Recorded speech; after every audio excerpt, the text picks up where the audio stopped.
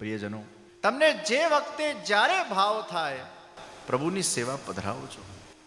એ ચિંતા નહીં કરતા કે તમારા ઘરવાળાઓમાં કદાચ ભાવ ઓછો હોય, વધતો હોય ન હોય, છોકરાઓમાં છે નથી. તમે એકવાર શુભારંભ કરજો. અગર ઘરવાળા સાથ આપે તો ઘરવાળાઓને એમને કહી દે પોતાની પત્નીઓને કે તારે જેટલું કરવું હોય કર, મનોરથ કરવા હોય કર, પણ પાછા અમુક એવા હોય મને નહીં કહેવાનું, તું કર્યા કર. પછી ઘણા એમ કે અમારામાં તો ખૂબ ભાવ છે, અમારા ઘરવાળાઓમાં જગાડો ને, અમારા છોકરાઓમાં જગાડો ને. ચિંતા નહીં કરતા. આજે નહીં તો કાલે ઠાકોરજીની કૃપા ક્યારેક કોણા પર થઈ જાય છે આપણને ખબર નથી. હરિરાયજીના પ્રસંગમાં આપણે જોઈએ છીએ બહુ સુંદર એક પ્રસંગ કે માતા પિતા ઠાકોરજીની ખૂબ ભાવથી સેવા કરતા. એના બંને પુત્ર નાસ્તિક, અને એ જ્યારે માતા પિતા ભાવથી ઠાકોરજીની સેવા કરે ત્યારે પેલા બંને પુત્ર એવું કહેતા, આ શું રમકડાની તમે સેવા કરો છો? આ તો રમકડું છે. આ રમકડાને કઈ સેવા થાય? તમે લોકો ટાઈમ બગાડી રહ્યા છો. માતા પિતાને બહુ કષ્ટ થતું, પરંતુ એ સહી લેતા. સમય વ્યતીત થયો, માતાનું દેહાંત થયું, પિતા પણ વૃદ્ધ બન્યા, અને એક દિવસ પિતાના આંખમાંથી ખૂબ અશ્રુ વહી રહ્યા હતા. અને પેલા નાસ્તિક બંને પુત્ર આવીને બેઠા, પિતાજી તમને શું દુઃખ સતાવે છે? પિતાજીએ કીધું, અમારા ઘરે ઠાકોરજીની અમે વર્ષોથી સેવા કરીએ છીએ, ભલે તમે લોકો એને રમકડા કહેતા હો, પણ મને એ ચિંતા થાય છે કે મારા ઠાકોરજીને કોણ સાચવશે? ઘણા લોકોને આજે આવી ચિંતા થતી હોય છે કે અમે તો કરીશું પણ અમારા પછી શું? અને એ ચિંતા એટલા માટે કરવાની જરૂર નથી કે આપણા ત્યાં પ્રકાર છે કે જે ગુરુએ તમારા ઠાકોરજી પુષ્ટ કર્યા હોય, અગર તમારા ભવિષ્યની પેઢીમાં અગર કોઈ સેવા કરવા વાળું ન હોય તો તમે એ ઠાકોરજી ગુરુ ઘરે પાછા પધરાવી શકો છો. તમે એ ઠાકોરજીને પુનઃ ગુરુ પાસે પધરાવી શકો છો. પછી એ ગુરુ એ જ ઠાકોરજી પાછા કોઈ બીજા વૈષ્ણવને પધરાવી શકે છે. આ આપણા ત્યાંની એક પરંપરા રહેલી છે. અમે રાજકોટમાં શ્રીનાથધામ હવેલીમાં, કદાચ એ શ્રીનાથધામ હવેલી સૌરાષ્ટ્રની સૌથી પહેલી હવેલી છે કે જ્યાં વૈષ્ણવના ઘરના ઠાકોરજીને કોઈ અડચણ આવે, 4 દિવસની તકલીફ થાય, સૂતક આવે, બાધક આવે, બહાર જવાનું થાય, તો વૈષ્ણવ પોતાના ઠાકોરજીને એ હવેલીમાં પધરાવી શકે છે અને થોડા દિવસ માટે ત્યાં ઠાકોરજીની સેવા થઈ શકે છે. હવે આવનાર આપણે જે પણ હવેલીઓનું નિર્માણ ભવિષ્યના અંદર કરીએ, એમાં આપણે દરેક હવેલીના અંદર આ વ્યવસ્થા ચોક્કસ કરવી જોઈએ કે વૈષ્ણવોને કોઈ બાધક આવે તો એ થોડા દિવસ માટે પોતાના પુષ્ટાવેલા ઠાકોરજી, પછી મિશ્રી ભોગના હોય, એ દૂધગરના હોય, નાગરીના હોય, અંસકડી ભોગના હોય કે સકડી ભોગના હોય, એ ઠાકોરજીને એ હવેલીમાં થોડાક દિવસ માટે પધરાવી શકે અને હવેલીમાં એ ઠાકોરજીની સુંદર સેવાની વ્યવસ્થા ઊભી થઈ શકે. આ આપણી દરેક હવેલીઓમાં આ વ્યવસ્થા હવે કરવાની આવશ્યકતા છે. કારણ કે લોકો ગભરાય છે.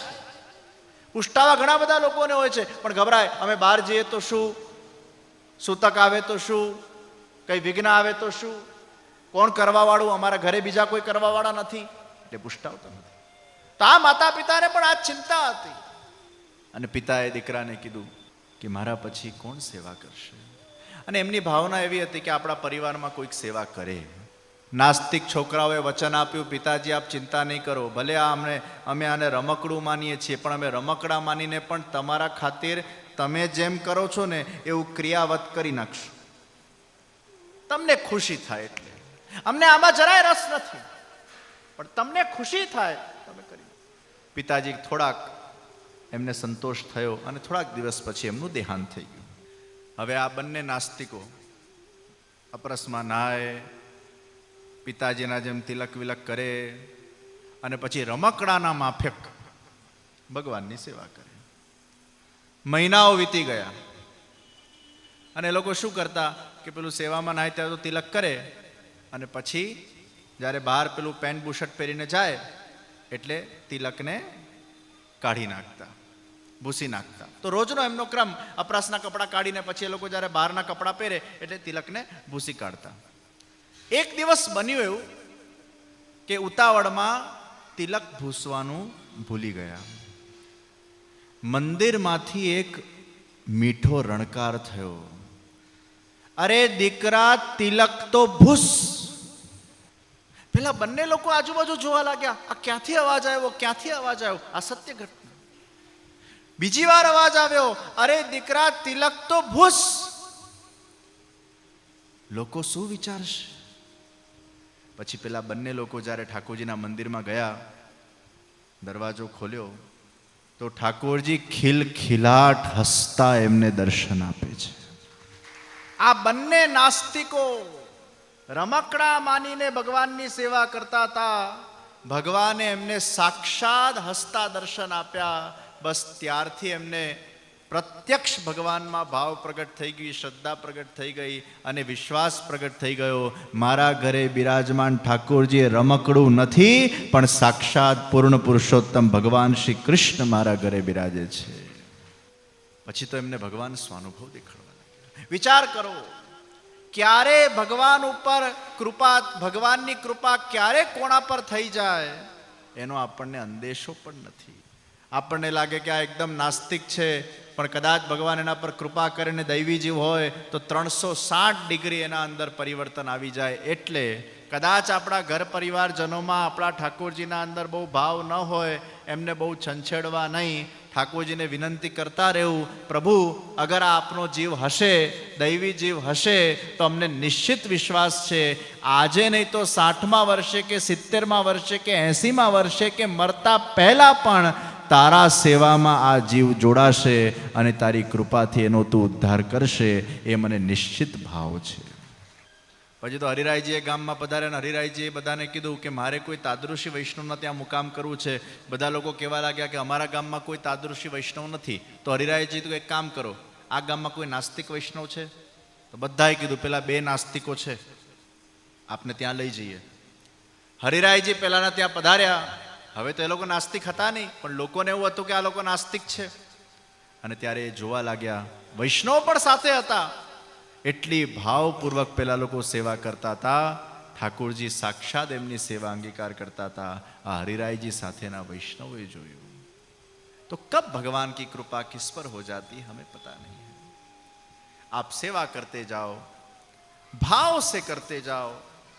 ભક્તાનામ દૈન્યમે વૈકમ હરિતોષણ સાધનમ.